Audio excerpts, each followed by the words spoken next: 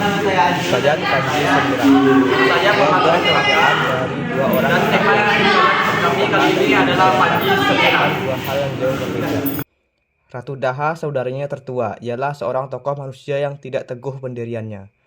Setiap kali ia mengubah pendiriannya karena hasutan selir Paduka Liku, Ibu Galuh Ajeng, apalagi setelah Ibu Cendra Kirana meninggal dunia. Karena tapai beracun yang diberikan Paduka Liku untuk mendinginkan kemarahan raja, Paduka Liku mencarikan guna-guna sehingga raja berpindah kepadanya. Galuh Ajeng dimanjakan dalam semua hal yang ingin didahulukan. Adiknya Raja Kuripan merupakan seorang tokoh yang berhati-hati dalam segala tindakannya. Tak putus dari berpikir panjang lebar sebelum ia berbuat sesuatu. Putranya hanya seorang, yaitu Raden Inu Ketapati, yang akan dipertunangkan dengan putri saudaranya, Galuh Cendra Kirana. Saudaranya yang lain yaitu Ratu Gagaleng. Ia berputra seorang pula, Raden Singa Menteri, yang suka dipuji dan disanjung. Segala-galanya diberinya asal ia dipuji sebagai seseorang yang tampan dan gagah, yang melebihi orang lain. Saudaranya yang seorang lagi ialah Biku Gandasari, seorang perempuan menyisihkan diri dari keduniawian dan bertapa di Gunung Wilis.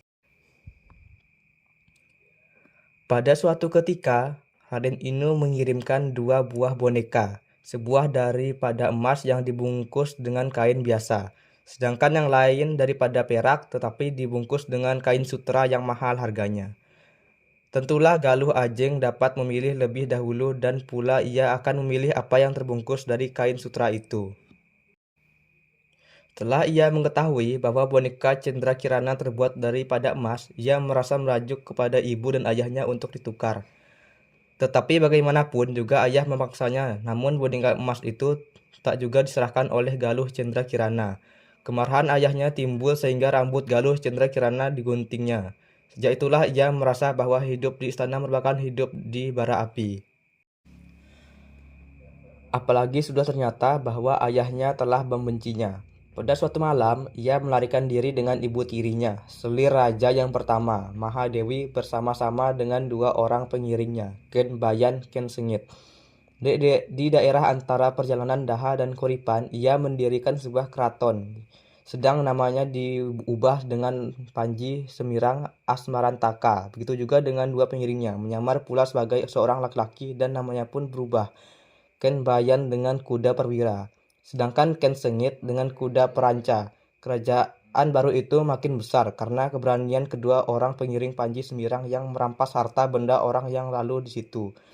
Utusan Raja Kuripan ke Daha dapat pula dikalahkan sehingga Raden Inu sendirilah yang datang untuk menuntut balas. Tetapi apa yang terjadi? Setelah Raden Inu melihat wajah Panji Semirang, ia terpesona dan tak kuasa pula untuk menuntut balas. Malahan terjadi suatu persahabatan. Dengan demikian, Raden Inu dapat meneruskan perjalanannya ke Daha untuk melangsungkan perkawinannya dengan Galuh Cendra Kirana. Bukan kesenangan dan kegembiraan, tetapi penyesalan dan kekecewaan yang didapatinya di Daha, karena Galuh Cendra Kirana sudah tidak ada di sana. Walaupun demikian, perkawinan itu dilangsungkan juga dengan Galuh Ajeng karena permintaan yang keras dari ibunya, Paduka Liku, kepada Ratu Daha. Perkawinan itu tidak membawa kebahagiaan kedua belah pihak, karena tak ada benih cinta dan senang yang tertanam di dalamnya. Malahan Raden Inu mulai curiga bahwa Panji Semirang itu ialah kakak kekasihnya, Galuh Cendra Kirana. Daha ditinggalkannya untuk menyusul Panji Semirang di kerajaan baru itu bersama dengan 3 orang pengiringnya, Jeruje, Kartala, Parsanta, dan Punta. Kekecewaan yang kedua tak dapat pula ditolaknya, karena baru itu sudah kosong. Panji Semirang dengan pengiring-pengiringnya telah meninggalkan tempat itu menuju Gunung Wilis, tempat pertapaannya bibinya. Raden Inu hanya mendapatkan Mahadewi yang tidak dibawa dalam perjalanan pindah karena sudah tua. Ia didapatnya sedang menangis. Perkataannya yang keluar mengatakan bahwa Panji Semirang memanglah Galuh Cendra Kirana, putri Ratu Daha. Setelah Mahadewi diantarkan ke Daha kembali, berangkatlah Raden Inu menyusul kekasihnya dengan nama samaran, Panji Jayeng Kusuma. Dalam perjalanannya, Panji Semirang meninggalkan pakaian lelakinya, Puspa Juwita dan Puspasari, kedua putri pemberian Raja Mentawan yang kalah perang terkejut. Mereka baru mengetahui bahwa Panji Semirang adalah seorang perempuan. Setelah merintis hutan dan gunung, sampailah mereka ke pertapaan Biku Gandasari di Gunung Wilis. Mereka disambut dengan ramah tamah. Beberapa hari mereka tinggal di pertapaan itu. Pada suatu hari, Biku Gandasari menyampaikan kata kepada kemenakannya. Bahkan cita-citanya sampai juga kalau ia pada hari itu berangkat meninggalkan pertapaannya dan menyamar sebagai seorang gembuh. Panji Semirang dan pengiringnya mengenakan pakaian laki-laki lagi. Galuh Cendrakirana mengubah namanya lagi dengan Gembuh Warga Asmara. Banyak sudah negeri yang didatangi di mana Gambuh mendapat sambutan yang hangat. Akhirnya sampailah mereka ke Gagaleng, kerajaan pamannya. Di daerah itu mereka mempertunjukkan kegambuhannya.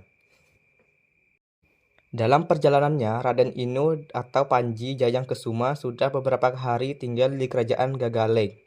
Raden Inulah yang menambah menggilakan Raden Singa Menteri yang gila sanjung dan dipuji itu.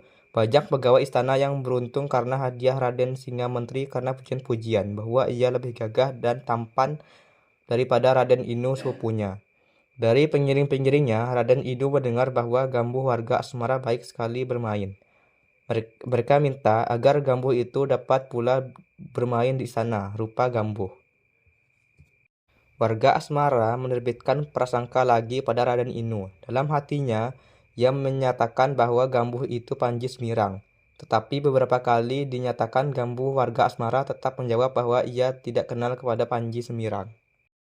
Walaupun demikian, tak putus-putus Raden Inu untuk mengamati Gambuh itu. Rahasia itu lama-lama terbuka juga. Tiap-tiap malam sebelum tidur, boneka emas pemberian Raden Inu dahulu selalu ditimang-timang dan dibelai dengan rasa kasih sayang. Pada suatu malam, Raden Inu dapat melihat hal itu dalam intayannya. Dengan tiada menanti lagi dipelukan Gambuhnya itu, yang tiada lain daripada Cendrakirana, yaitu telah lama dikejar-kejar dan dicari-carinya. Perkawinannya dilangsungkan di kerajaan Kuripan. Dalam perkawinan itu diundang juga Ratu Gagaleng dan Raja Daha beserta Paduka Liku dan Galuh Ajeng. Galuh Ajeng menangis pula dengkinya karena istri Raden Inu Kertapali tiada lain selain Galuh Cendrakirana. Akhirnya ia dikawinkan dengan Raden Singa Menteri, putra Raja Gagaleng, gila puji dan sanjung itu. Paduka Liku sudah tidak menjadi impian dan kekasih Raja Daha lagi karena kekuatan guna-gunanya sudah luntur. Mahadewilah yang diangkat menjadi permaisuri. Selanjutnya, tampak pimpin kerajaan Kuripan Daha dikendalikan oleh Raden Inu Kertapati bersama-sama dengan permaisurinya, Galuh Cendrakirana. Siapa sajakah tokoh yang terdapat pada hikayat ini? Ialah Galuh Ajeng, Cendrakirana, Raden Inu Kertapati, Paduka Liku, Sang Ratu, Sang Raja, dan Menteri. Para tokoh memainkan peran penting dalam penokohan, penampilan konflik, dan perkembangan karakter yang menarik. Dan juga tema utama dalam hikayat Panji Semirang adalah tentang perjuangan cinta dan kesetiaan. Cerita ini menyoroti bagaimana Dewi Galuh Cendrakirana sebagai tokoh utama tetap kuat menghadapi kesulitan hidup setelah dikhianati oleh kekasihnya. Hikayat Panji Semirang menyampaikan beberapa pesan moral, di antaranya ketabahan dalam menghadapi cobaan, kesetiaan pada kebenaran, kekuatan perempuan dalam menghadapi penderitaan, pentingnya keadilan dan keberanian dalam memperjuangkan hak dan kebenaran, pentingnya hubungan keluarga. Sekian yang dapat kami bacakan, mohon maaf jika ada salah kata. Sekian, terima kasih.